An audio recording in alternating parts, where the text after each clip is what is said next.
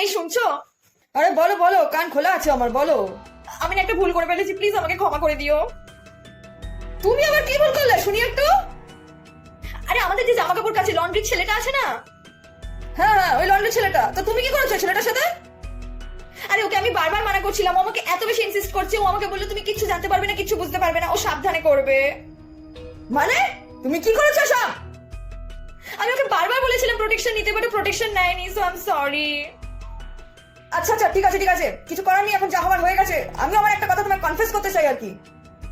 কি? Last office ট্রিপটা তুমি ঠিকই ধরেছিল, ওটা কোনো অফিস ট্রিপ ছিল না। আমার একটা গার্লফ্রেন্ড ছিল, আমি তার সাথে একটু ঘুরতে গেছিলাম। হোয়াট?